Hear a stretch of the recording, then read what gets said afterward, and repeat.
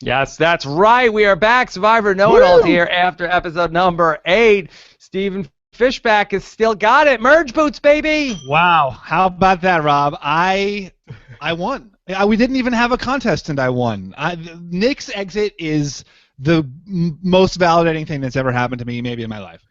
In what way? Because he was the traditional merge boot, or you felt like that he was going to be one of the first? No, I said out it 2 weeks ago. I was like, 2 weeks ago, I said Nick is going to be it in the next 2 weeks. Mm-hmm. Last week, everyone was like, oh, Nick, he's playing such a good game. Nick can't go out. I was like, nope, he's going out next week.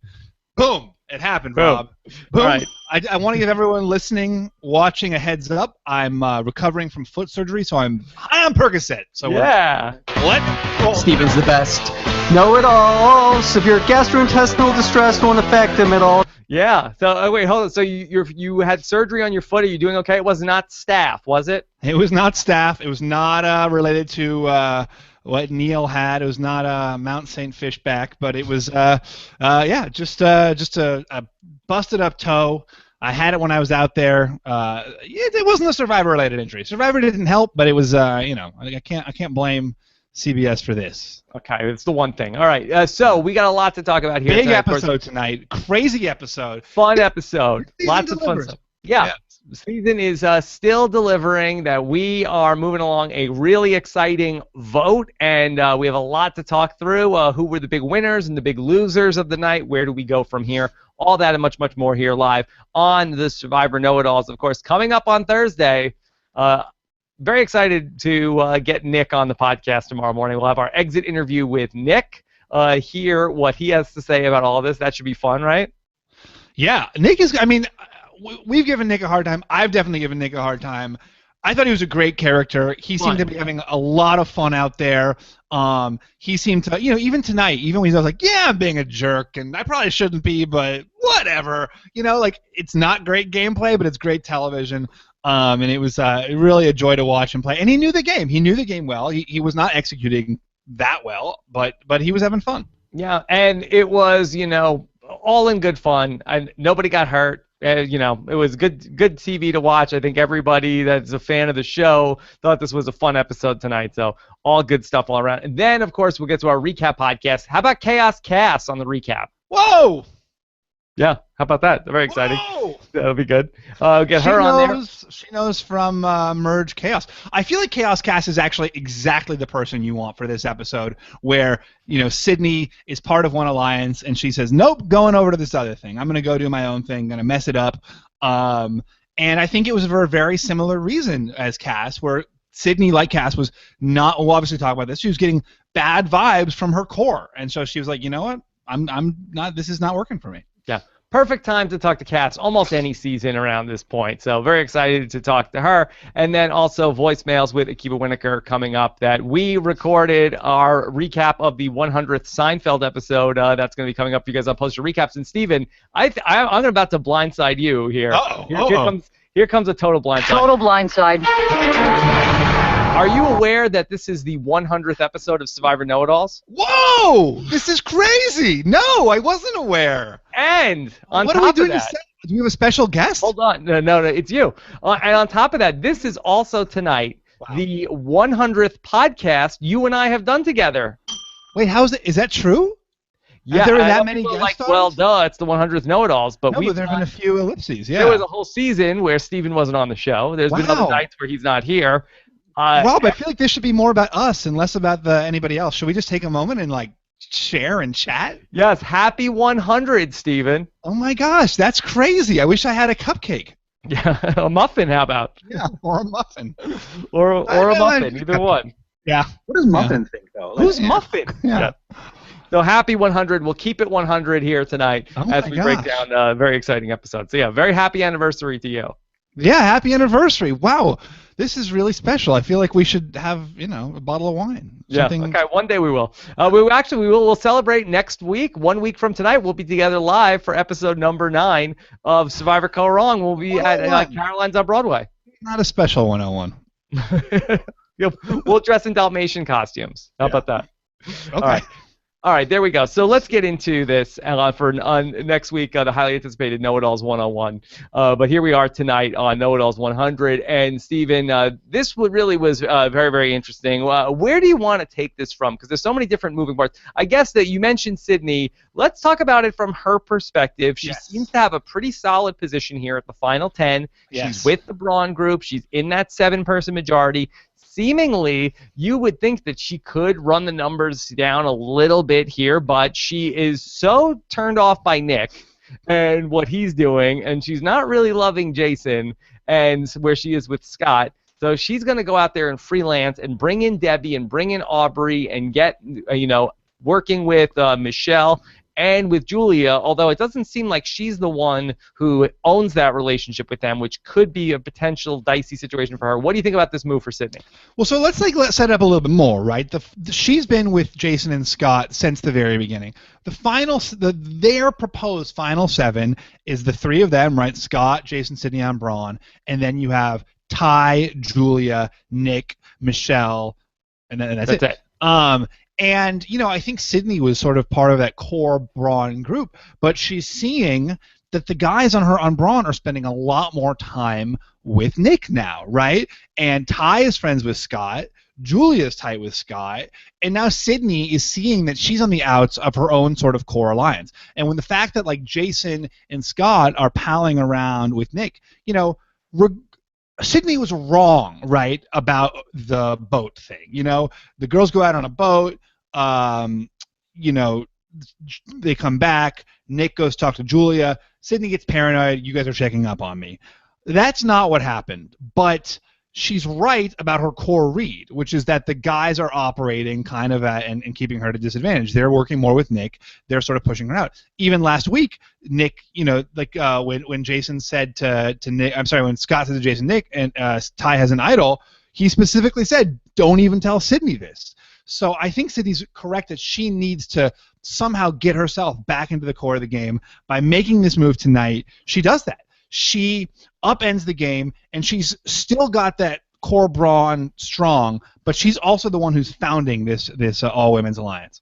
So was it too early for her?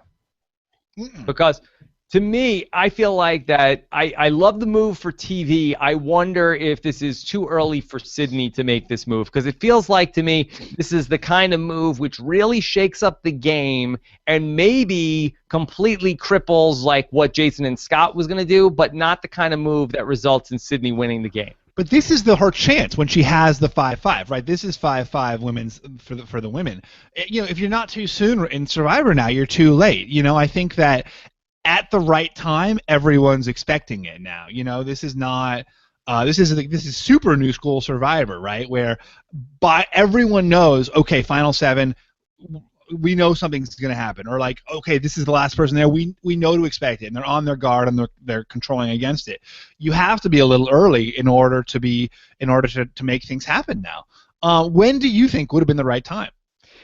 For me, I don't know. I feel like that you could have potentially done this later on. And again, now you and I sat here during Survivor Cagayan and said, Tony Vlacho, what is he doing? Blindsiding LJ at Final 9. Boy, that's way too early for this. We do not like this move. So what do we know in terms of this? But this next vote that's coming up, I think that now Jason and Scott are going to be pretty pissed that Sydney ends up not voting with them, unless she tries to spin it back around. Was this like a one-vote thing where she just wanted to get rid of Nick because she doesn't like him, and then a la sort of like Tony is a great example of that, coming back into the fold and saying, hey, voting blocks, I just had to vote with them. I didn't like Nick. I'm back with you guys.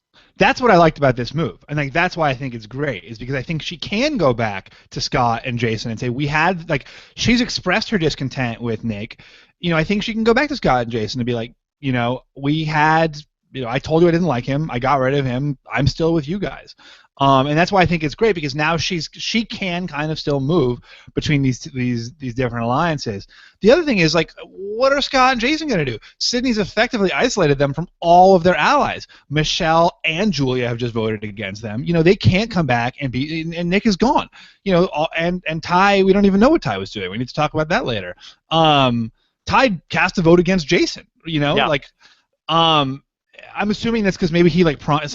That's got to be one of those weird things where he promised Nick he'd never write his name down, right? Those annoying votes. I mean, it could be that, or it could be that somebody might have tipped him off in terms of what the vote was going to be. Maybe it was Michelle or Julia said, "Hey, just so you know." I definitely think he knows. Yeah, he seemed to have known what was going on with that vote. So maybe he's sort of posturing himself to be able to move ahead with the Women's Alliance after this. Yeah, I definitely think, and so they've got basically nowhere to go.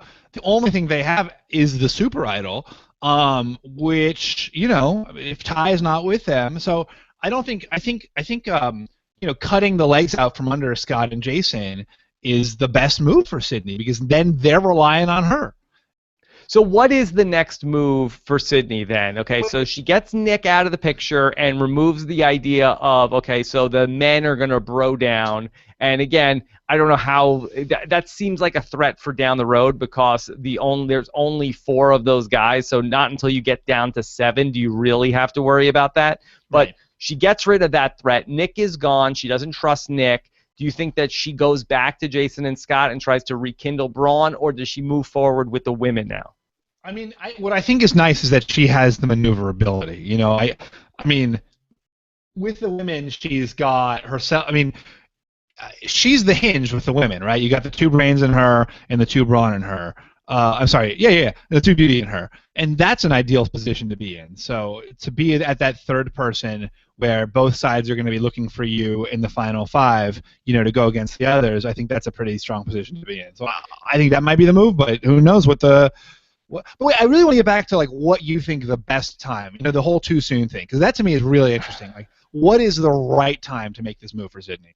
Well, I kind of feel like that 10 is too early. I feel like that if those 4 are still together of Scott, Jason, Ty, and Nick, if that is an unbreakable 4, which I don't sense that it is, you still have another week to do that. It just feels like that you've left Debbie and Aubrey still in the game. I don't know if they're totally loyal to Sydney. Even if Sydney ends up going with the women, we talked about this with Joey Amazing last season, where are you better off to go with the better challenge competitors where you could be the person who's most dominant and win the challenges? I kind of feel like when that women's alliance gets down to 5, don't you think that Sydney is the person that's the most likely person, unless she just feels like that she can just go beast mode and then win the immunities once she gets some of these physical guy threats out of the game? But I thought that's kind of what she was implying when she said it's better for me to be with the women at the end, right? I thought it was for her, it was a thick question of challenges. So you feel like that's the best way to go? I just feel like that she's going to really stand out as the one person who's going to be most vulnerable. Like the people who she is beating in the challenges, as soon as she doesn't win one, she seems like a very likely person to say, let's just get rid of this person. I just think, the opportunity presented it. They had the 5 girls, 5 guys. The guys were splitting the votes. I just feel like the opportunity is there. And it's funny how this happens sometimes when there is a split vote like this, right? The idea was, okay, the majority alliance is splitting the votes between Aubrey and Debbie. That crack gets Sydney to thinking, oh, if they're splitting the votes, we don't need all, we just have to beat one of those blocks. And then the whole split ends up tumbling down. But if they hadn't been splitting the votes, I don't think that would have happened at all, right? If they had been saying we're voting 7 strong for Debbie, I don't think Sydney necessarily would have been able to have the leverage to say, okay, I'm going to pull away 5. I think sometimes the split has to exist for it to be exploited, and then it becomes unnecessary. We experienced this in when we voted out Wigglesworth. Yeah, well, I kind of feel like in a lot of ways that this is a Cambodia-esque type situation because where if you're Sydney, and I don't hate the move, but I just don't love it because I feel like that she was in a secure spot in the game. She wasn't going anywhere for a while. She was going to be able to read the room for a little while longer before she ultimately makes her move. Now, this whole thing is now complete chaos where you have the three brains are still together, and is there a sub-alliance in that group of three potentially? Then you have Julia and Michelle seem like their own thing. You have the Braun group, you have Sydney, so you really have all these different pieces all over the place. Now, this is a much more chaotic situation here going into the final 9 for Sydney, and maybe she ends up coming out of all of this victorious, but I just feel like that she was in a spot where she really wasn't in danger. It really helps out a lot of other players in the game that had more, that looked like they were going to be going out before her. Now the whole thing is up for grabs. But if you're playing to win, you can't just be playing to not be in danger. I mean, from her, if you're looking at her position in the final 7, you've got Scott, Jason, her, Ty, Nick, and Scott, Jason, her, Ty, Nick, Michelle, and Julia. All of those people are tighter to each other than they are to her. I feel like she's got, she's on the outs in that situation, and then she's lost her leverage. Playing to win, you've got to make the big move when the opportunity presents itself. I totally get what you're saying. Like, play the Sandra route, anyone but me. Don't, stick your neck out. But I think that it's also a viable, if maybe higher volatility way to play, where you say, I've got an opportunity. I need a resume. I mean, obviously, my bias is clear. I need a resume to come to have at the end. I've got to have taken control of this game in some way. And if I just coast to the end as Scott and Jason's friend, who's going to vote for me to win $1 million? On the other hand, maybe just sitting next to Scott and Jason is enough. Right. If we were really going to get really nerdy and, mathematic about this, if we went into this round of the vote, what would you say, and don't talk about winners at it, just talk about live on day 22, what would you feel like Sydney's percentage chance of winning the game was? Right now, before the vote, going into this round of play. I mean, so we know that other people like her, right? Mm-hmm. I mean, we know that she's generally well liked. She's partnered with 2 people who nobody likes Jason. People do like Scott, right? It seems like people that are people are grossed out by Jason, but she's tight with him, which is great for her. Mm-hmm. I think people look at Julia, right? They seem to think of her as kind of this young, nice girl. I mean, I guess her, but she's got Ty. I guess that alliance of 7 is pretty ideal for her, only because they're all so disliked by everybody else. Mm-hmm. I mean, if she just played it down to where she was and she ends up sitting, I mean, I find it hard to imagine that Scott and Jason would say, well, we want to sit at the end with Nick for whatever reason. It seems like that you could almost imagine a scenario where the Braun says, okay, the Braun 3 sticks together all the way to the end. You could certainly imagine Scott feeling that way. Jason might be a little more underhanded and saying oh, no, let's bring so-and-so because either Julia or Michelle, or maybe even saying that Nick is unlikable, let's sit next to him. But you could certainly imagine a scenario where she had maybe a 15% chance to win the game at the point that the action started tonight. And I don't see it being that much better chance than 15% coming out of this. And I feel like that now she has a much bigger target on her back because of this. I don't know. I mean, I think you can make the same case to say, for her to go to the final 5 with her new alliance, she's with Aubrey. Debbie people find annoying. Same, Julia and Michelle, same situation. She was with them. And, and then there's Aubrey, who is having daily breakdowns. And, I think, Sydney versus Aubrey, I feel like Sydney's going to win. I could be wrong. Because you had 2 people here that, if the alternative was to either put a dagger into either Debbie or Aubrey at this vote. Those were the opportunities, and I'm not sure exactly what I guess it was going to be Debbie was where the votes were going to, I know it was a split vote, but that was going to be split on the side of Debbie. It looked like it's because they were saying beauty votes Debbie, which I didn't get, because if they were trying to flush Aubrey's idol, they should have had a majority of the votes on Aubrey. Yeah, but it just seemed like that, that's another... Especially if they were going to tell her exactly how the vote split was working. Who's a viable threat. All right, we talked about this a lot from Sydney's perspective. I'm sure that this is going to be... Everybody's going to have a take on this. But what about some of the other people that are in the mix? And I think specifically Michelle and Julia. I think that this is a fascinating decision from their part also, because they're also part of this 7-person alliance. I actually think that it was a much better night for Michelle and Julia and their chances to win the game tonight than it was for Sydney. I feel like that both of their win shares or their winning probabilities actually went up substantially based on why? this move tonight. Okay, go ahead. Yeah. Because in the scenario where it was the seven-person alliance of Beauty and Braun voting together, I don't see a scenario where Michelle and Julia ended up on top of that.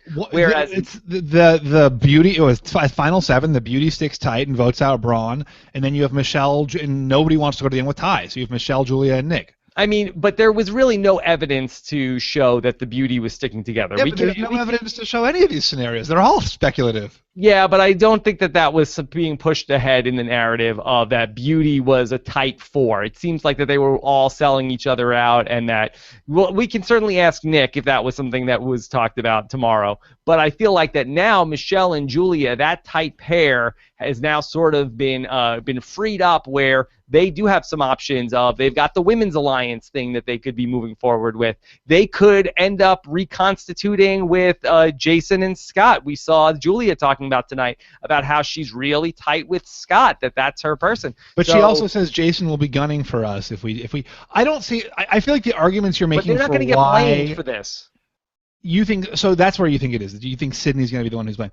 I just feel like the arguments you're making for why Jason and for why Michelle and Julia are in a good position are exactly the arguments I'm making for why it's a good move for Sydney. And I don't see why one is better than the other in this. Because I see the Braun group sticking together and being sort of the ringleaders of that 7-person alliance, with Ty being with them and Nick being more on the outs, whereas now I feel like I kind of felt like the way the alliance was set up, Michelle and Julia were at best, 5th or 6th or 7th in that 7-person alliance, where now they are a tight pair and they have a lot of different options working together.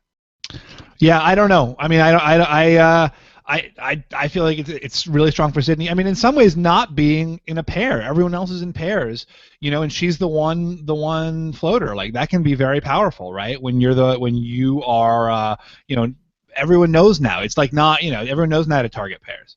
Yeah.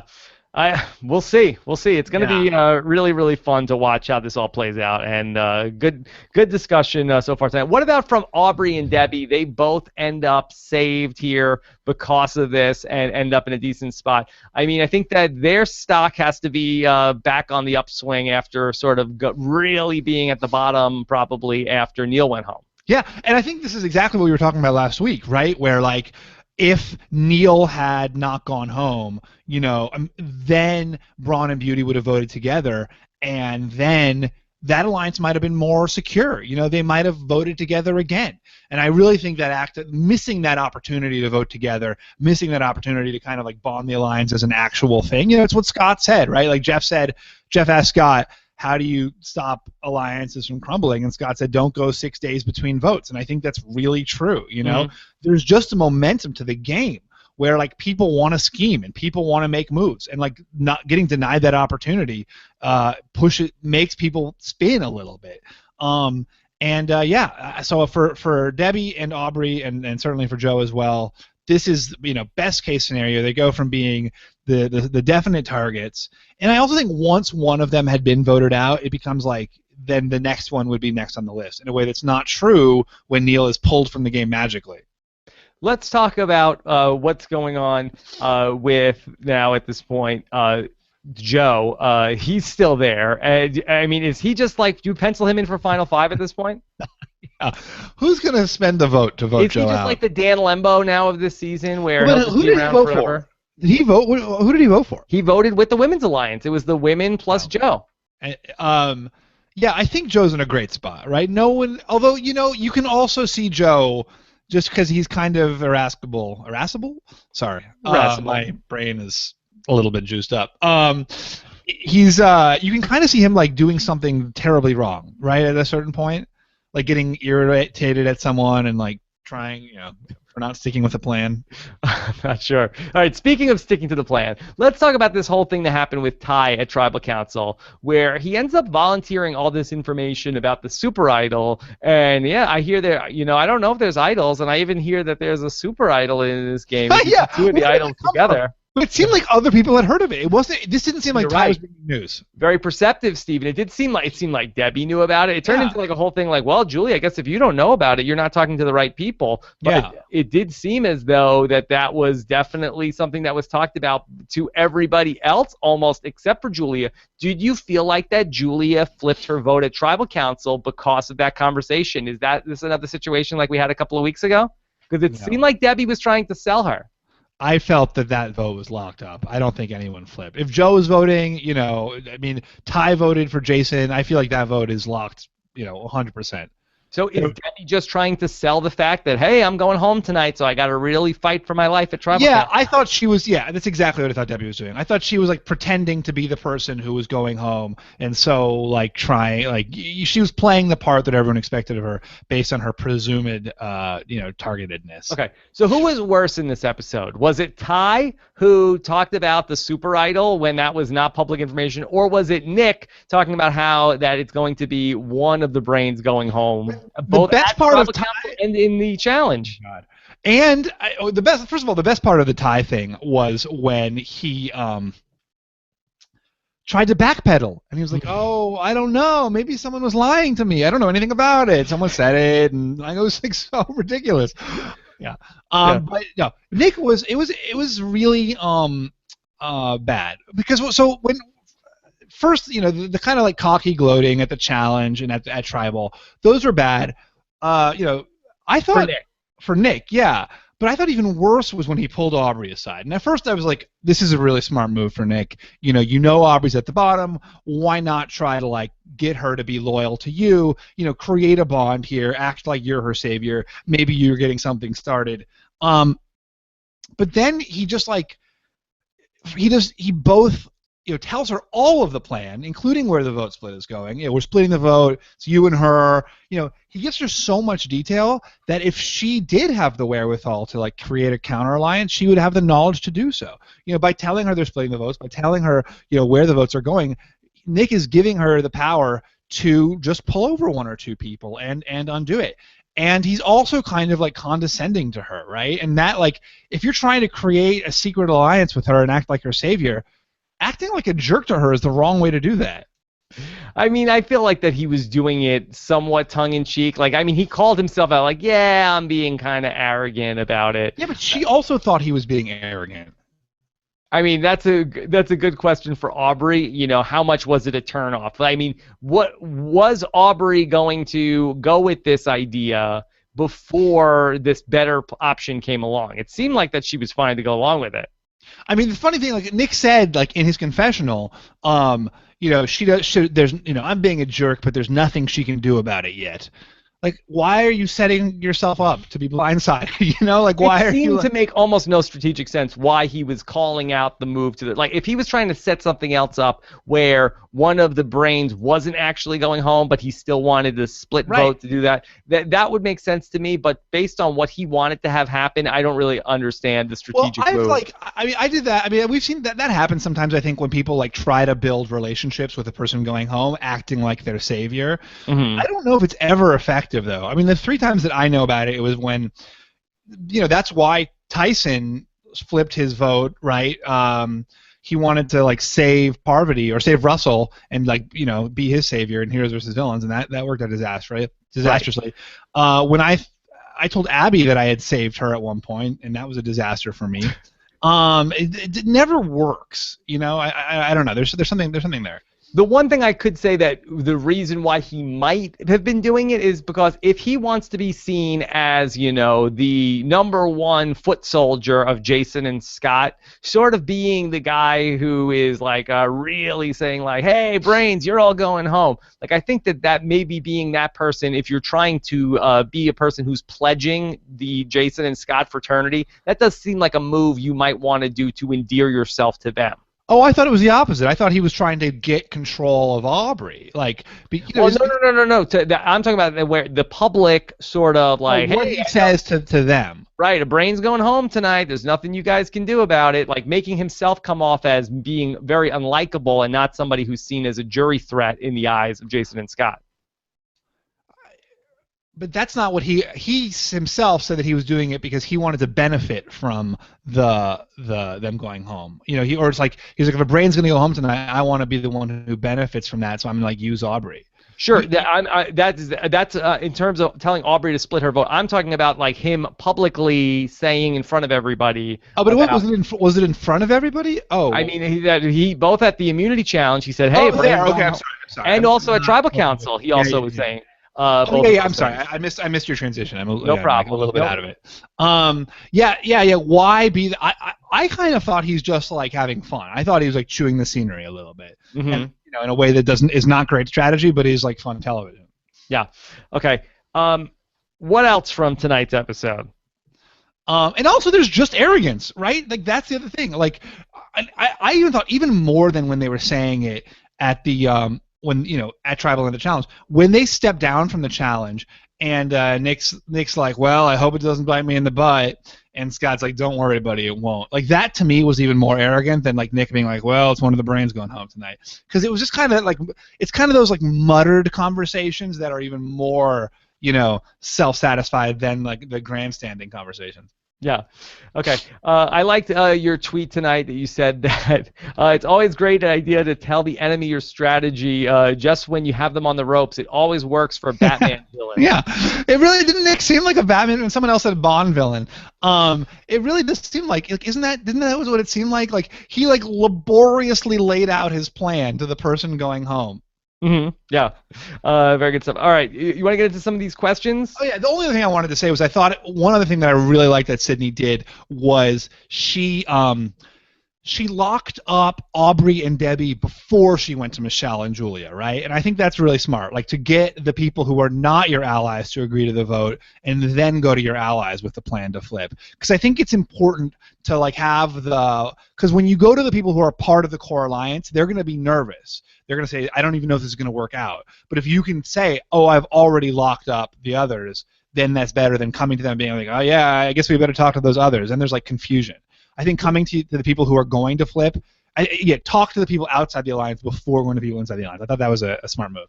You know, one more thing before we get to the questions. I brought up that I liked the move a lot for Julia and Michelle. You said that you weren't either, that you liked it much more for Sydney. I liked it for Julia and Michelle, too. I mean, yeah. What about the idea for Michelle where Nick was an ally, voting out an ally here in this spot? Do you like that for Michelle still? Oh, yeah, it's interesting. And Nick really actually valued that line. We know Michelle didn't love Nick, but we do think that Nick really liked Michelle.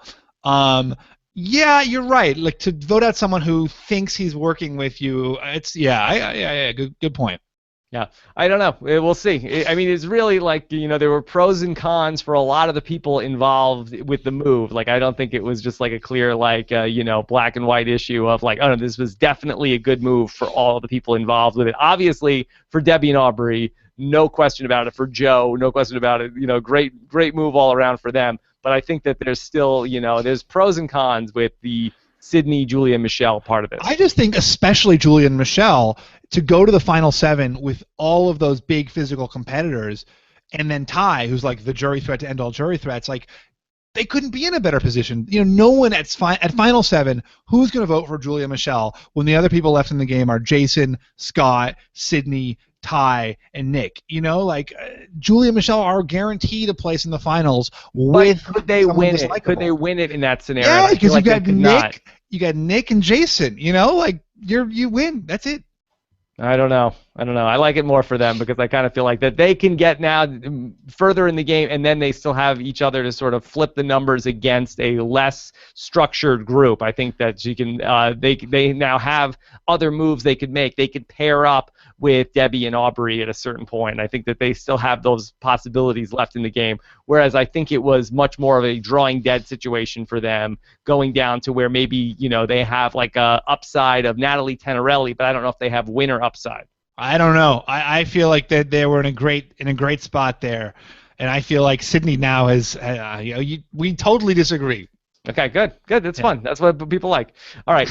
This is from Kerry Graveline. Did Jason plant the all-girl alliance in Sydney's mind? Is it worth the risk for her to betray Scott? All right. So this is interesting. Was there inception that happened where Jason was like, you know, I'm really worried about there being a girls' alliance. So, was he talking about that? And then that put that idea in Nick's mind, and then Nick said it to Julia, and then Sydney's like, "What? Girls' alliance? That's crazy." No, and then Jason goes and talks about it with Sydney. Like Michelle, Sydney just thought that like they were like keeping tabs on her. And then Jason mentions it, and he's like, "Oh, you think you want to? You're afraid of an all-girls alliance? I'll give you an all-girls alliance." It's funny. Like I'm gonna write about this a little bit in my blog, just like this like myth of the all-girls alliance. It's always this thing that people are scared of, and it almost never materializes. You can really count on one hand the number of successful all-girls alliances. Mm-hmm. But this time it worked. But yeah, you maybe you're right. Maybe it was. Maybe Jason did plan it. Okay. Let's keep going. This is from Christopher Frick. Christopher Frick wants to know, did Nick have the quickest rise and fall from power since the Silence Gaither? Nick had the RC exit, actually. He's better, lasts into the merge and then goes home with the first tribal council. But I believe Nick broke RC's record, right? Because I think RC went home. I believe so. No, I don't think it was necessarily where. I feel like actually it was kind of similar to Cass last season, where he didn't go to tribal council, but it's like, oh, great last episode right before they go home, where it's like, oh, Cass is really in a great spot. Running the show, yeah. Right, running the show, and ready to vote off Andrew Savage this week, and then the early merge definitely screws that up. This was a little more straightforward in terms of what happened, or at least a little more sudden in terms of what happened. But yeah, it looked like, oh, best week yet, and then no, they're out. Connor Young wants to know, what's Ty's reasoning for voting for Jason? Is he planning on framing someone else with a vote? Yeah, let's talk that through. I mean, my gut is it's one of those things where it's like, oh, I told Nick I'd never vote for him when we were back on the beauty beach. But is there a strategic rationale? I don't know, because I feel like it's almost like if there was a strategic part of it, I mean, do you vote for one of the Brain's women? I mean, it seems like if you were going to just vote for anybody, why not vote for Joe? I mean, why not vote for somebody who isn't going to be a powerful person? It seems like out of anybody, it would seem like voting for Jason is really going to piss him off. Well, but what might have happened is that this new alliance got out of control, right? Like, Sydney was like, I'll just pull over the girls. Suddenly you got Joe there. Someone mentions it to Ty. Suddenly Ty's on board. Okay, so hypothetically, how about this? That what if Ty got the heads up, here's what's going on at the vote tonight, and now he's really got to distance himself from Jason and Scott. What better way when they say, all right, Ty, you're part of this guys' alliance, you're part of the Braun, and he's like, no, what are you talking about? I voted for Jason last night. He's been pissing me off forever. Is there a chance that someone voted for Jason because, it wouldn't make sense to vote for Jason as idol defense, because one vote. Is there a chance that he's worried about the Super Idol where they play it for Nick, but they're still voting for Aubrey? Oh, maybe he's worried. Here's what he's worried about. I'm going to guess. Okay. Maybe. Any day. Whatever, you're ready. They play the Super Idol. Nick is safe. Aubrey plays an idol that Neil magically gave her. And then there's like one, I don't know, maybe he's worried about a random vote flung his way and he wants to counteract that. I don't know. This is kind of a crazy idea, but is there any merit, should Scott have gotten the Super Idol together to save Nick tonight? No, definitely not. I think it's such a powerful tool. Hey, don't talk about Nick that way, Stephen. He's probably listening. Yeah. Is he? I hope. I hope not. I hope none of these players are listening. It's just you just got to pretend they're not. That's the move. Yeah, I had to stop listening to everything. It's just awful. It's the worst. Yeah.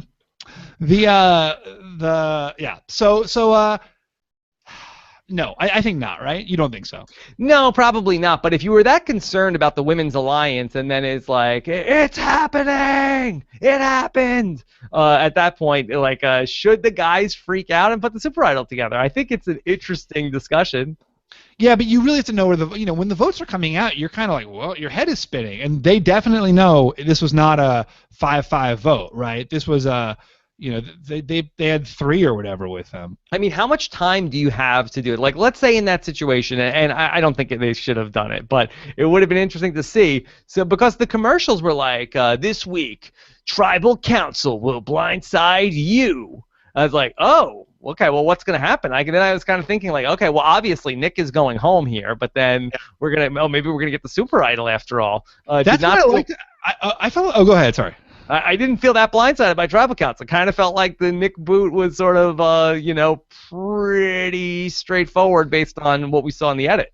Yeah, and in fact, that's what I loved about this episode, was that Tribal Council was kind of straightforward. Like, they really spelled it out, and I love these episodes where they do this, where it's not like, is it A or is it B? But it was like, you see how the plan unravels, just step by step, how Sydney comes up with her idea and how Nick sinks his own boat.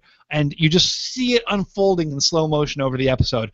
And, like, those are my favorite episodes, where it's not like, I don't know, which of these two disposable people? But it's like, you just watch it happen. Okay. But in the actual practice of this happening, so let's say that, okay, Scott is like, all right, super-powered idol, activate. Okay, Nick, the next person voted out is Nick. Nick, come up. Do they have up until Nick puts his torch out? Like, could they, like, if Nick's torch is extinguished, the tribe has spoken, can they still say while he's still there before he leaves? Like, do you only have, like, 10 seconds to do it? I think it's probably the torch, right? Probably the torch snuff is the, smuff, and that's it. Once the torch has been, Okay, so I think you probably just have to be like, hey, Nick, don't go anywhere. Hold on. Hold up, bro. Yeah. I wouldn't, like, test it, but I wonder, like, at what point, because, like, it's obviously going to, at that point, it's going to be, like, a producer call, right? Like, if Jeff's thing is coming down, what they're going to allow. Yeah. It's interesting to see, like, exactly what the cutoff is. All right. What about this? Probably the official cutoff should be the torch snuff, if anyone is listening out there. We think so. Yeah. All right. Andre says, did CBS plan Neil's exit as a way to avoid a conflict between him and the ice cream man? That was pretty weird, right? That we've only have, like, 2 players in the history of Survivor that are even associated with ice cream. And then Neil goes home, and then ice cream reward this week. Well, I don't think it's weird, and here's why. The fact that Neil went home, the fact that Neil was associated with ice cream, probably people were talking a lot about ice cream back at camp. Probably people were fantasizing about ice cream. And Survivor is kind of magical in the way that the rewards that you're offered are going to be the things you're craving the most as a way to really motivate the players to play. And I think it's all connected. Yeah. Okay. They had, like, a baseball reward in the season that John Rocker was on. I wonder, though, if these things are sort of, like, coordinated. Like, I don't think they did it because Neil was medevac, but I wonder if it was coming because Neil was on the season. Yeah, it really could have been. Okay. All right. What about Tim Marzullo says, did the edit make it obvious that Nick is going with no confessionals from Debbie, the supposed target? Debbie did have was it obvious that Nick was going tonight? I thought it was, but in a great way. Like, I thought it was really clear that, I thought it was they really just did a great job of showing the fall of Nick. The rise of Sydney and the fall of Nick. Yeah, the moment that really, sold it for me was when Nick talked about how he was looking forward to his first tribal council. Never look forward to the tribal council. They will never show, the person that's going to have an uneventful tribal council talking about how they're really looking forward to it. Yeah, Monica said that. Whenever they show that's it. You're done. Like, looking forward, yeah. It's like, boy, Jeff, I've never been to tribal council. I haven't been to tribal council in a while, but really, I got a good feeling about it tonight. So I can't wait to never say it, because, you don't want them to have it if you do get voted out that night. Even if you're so certain, even if you've got the super idol in your pocket, still don't say it. Yeah, don't say that. Allison Snyder wants to know, I think there's a great blindside, but do you think they targeted the right person in Nick? That's a good question. We haven't really talked about it. Who should they have? Who should this new all-girls alliance, women's alliance, who should they have voted for? Well, I actually did like that part of the move by Sydney. I feel like that was the right target from Sydney's perspective because then she still has the options, and like the great survivors love to keep their options open. So Sydney potentially could go back to work with Braun next week. She could potentially still continue to vote with the women, but she can sort of decide which way she wants to play it out. So I do think that the right target was Nick. I kind of feel like for Michelle and Julia, I feel like that they are able to sort of, have more options as well in terms of just like, I always like to think about like, you're playing a game of pool and all the balls are all sort of bunched together. And I really do feel like that this was like a break to knock the balls all over the place. And I think that gives people like like Michelle and Julia more of a shot now. So I don't mind it that much. You're so dogged about this being good for Michelle and Julia. You just said Michelle and Julia should not have targeted Nick. No, I said that I don't mind it as much for them because I feel like that they weren't that it really wasn't happening, the Michelle, Nick, Julia thing. Right. But if you want to, if you're Michelle and Julia, you want people like presumably like, everyone wants people out of the game who don't help their game, right? Mm-hmm. Who would their ideal target be? Say it one more time. Who like if Michelle and Julia could pick the person to go home, who should it be? It's a good question because nobody's really targeting them. I feel like that the person they have ties to almost everybody at this point in the game because you might say Debbie because they really maybe don't have that much going on with her. Yeah. But they do have connections to almost everybody. Yeah. And Debbie and Michelle had a moment, maybe Julia, not Julia. And I would say Jason, except Jason, I think Jason is kind of going to be the GOAT, right? Mm-hmm. Yeah, although he did have the scene, I almost felt like that Jason and Scott both tonight had the emotional moment at the first time, the humanizing moment this season for both of them. Both of them working on like their final tribal council speeches. Yeah. There was a lot of emotion. It was interesting that both Jason and Scott had very emotional, family-oriented episodes. Ty, speaking to Buddha. It was. But the fact that when Jason, when they're eating ice cream and Jason shouts over like, "Hey, you guys can have fun over there," what an innocuous thing to say. And then Michelle gets angry at him about it and is like, I couldn't believe Jason said have fun over there to those people. What a jerk. Like what was it?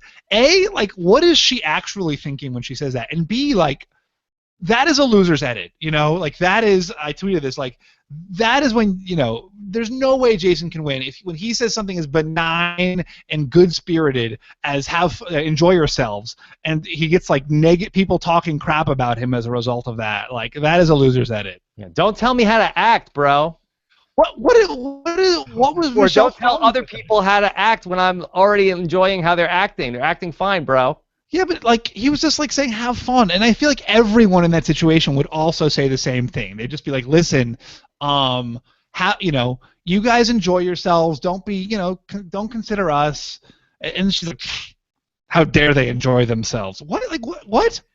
Well, that some of these survivors, they don't take it well when they don't win a reward. Yes, I'm sure, true. As you saw demonstrated many times last season. Yeah. And so, there's some people that really want to be sort of pouty about it. And then it's like, he's like, hey, guys, come on, enjoy yourself. Come on, have some fun. So you think Michelle was just salty? Yeah, she was salty about not winning the reward, which is fine. Which is understandable. Matt Forsyth wants to know, why do people who go to their first tribal council deep in the game often get voted out at the first opportunity? First RC, now Nick. Certainly, you had Cass last season as well.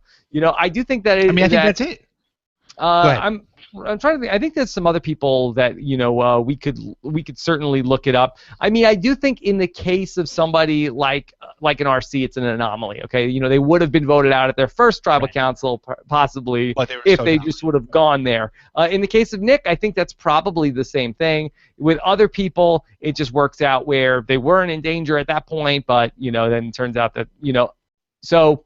I think it's too small sample size. But I do think there's something, I've always said that there's something to, the best preparation for Survivor is going to tribal council, and that's part of the philosophy behind intentional not seeing, right? It's not just that you become small and therefore less threatening. You also become really good at Survivor. Going to tribal council is really when you sort of learn how to play the game. Iron sharpens iron. Or tribal sharpens iron. And I think that. After you've been to tribal, suddenly the strategy is real. Suddenly you're voting people off. Suddenly the alliances that you've been building have trust. Suddenly you learn how important it is to scramble and how to scramble. And I think that, last season, for example, part of the reason I wanted to go to tribal and vote out Monaco was just so that we could have our tribal legs, because you do before you go to tribal, you do it all kind of feels very hypothetical. And then when you go and it's like, oh, this is real, this is how it happens. And so I do definitely think you can be hurt by not going to tribal for 22 days. Okay. All right. Last couple of questions. Alex, was it a good idea for Alex R wants to know. Okay. I just cut it out. Was it a good idea for Sydney to confront our alliance about Nick's obvious conversation with Julia? No, right? No, I didn't think that was such a hot move for Storm to really, be seen as somebody who is pretty turned up about all this, right? Yeah. Yeah. You kind of ideally, you say, what would Kim Spradlin do in this situation? And it's probably not call out everybody in front of this. Now, if you say, what would Sandra do in this situation? That she might do exactly that. So, what do we know? What do we know? Nothing. Not enough to win. Not 4 losses here. I think that the game is about charming people. I don't think that that's probably the best way to handle that confrontation. Yeah, and this is it. It's like things come down more to like how you say them than what you say. I actually think Jason handled it really well. When Sydney comes over and confronts them, Jason immediately takes her aside and says like, "Hey, I've got your back. I know Nick is a jerk. He was saying about a women's alliance, but I'm with you." I thought he really could not have handled that little thing better. Okay. I know. All right. Yeah. Superior Hominid, was Ty's comment tonight worse than stick with the plan? No, because didn't end up with didn't end up with his son getting destroying his own hair. Right. Yeah. That was the problem with stick to the plan. Was it triggered everyone else to know that he was that there was a plan. Yeah. All right, Stephen.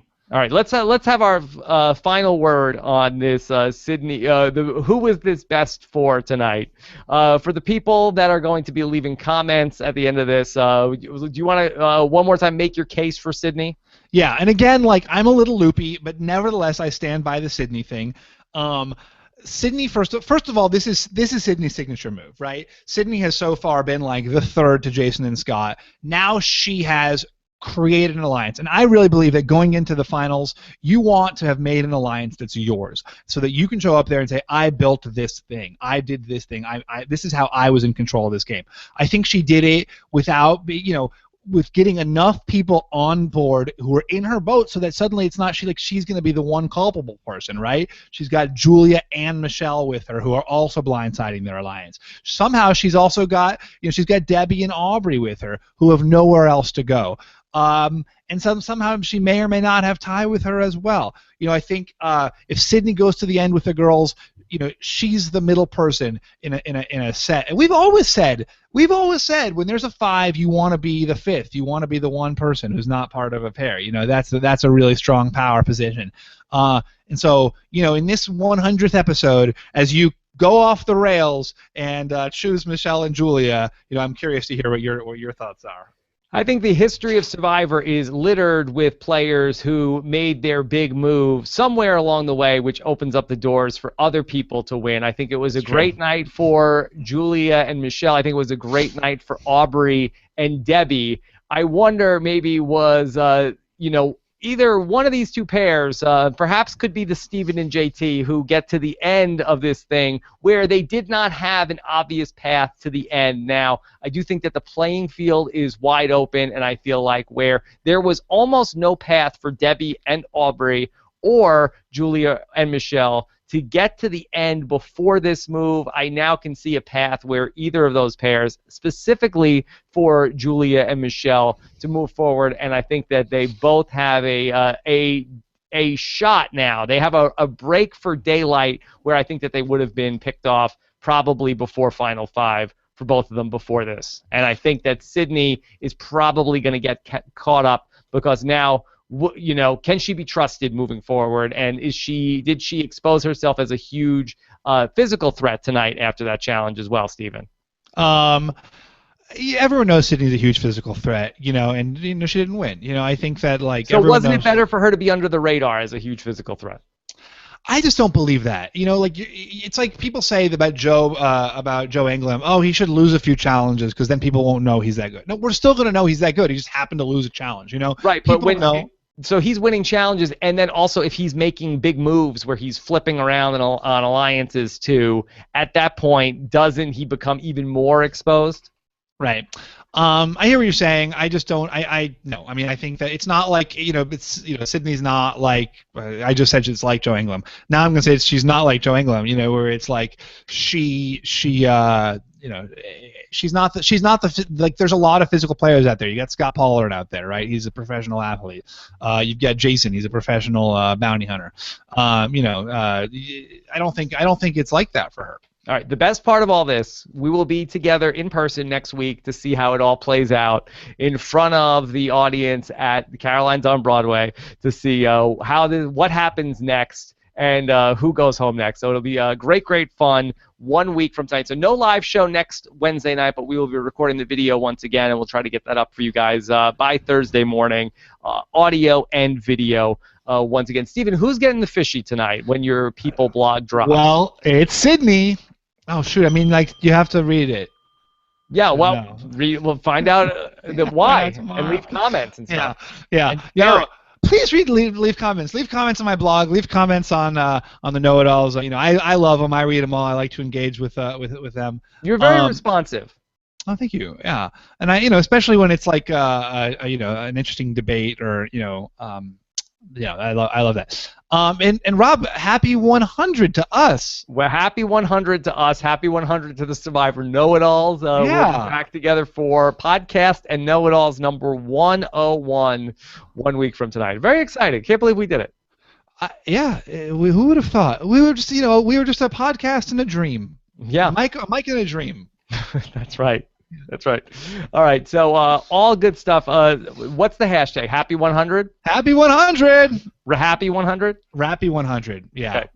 All right. Very good. Follow Stephen Fishbach on Twitter. He is at Stephen Fishbach. And follow Rob at Rob Cesternino. Oh, thank you, Stephen. That's kind of you. Yeah. All right. Also on Thursday, busy Thursday, we'll have our Nick Majorano exit interview. We will have we were recording the recap with Chaos Cast, so very excited about that. And then also get your voicemails in. Akiva Winokur from co-host of the Seinfeld podcast.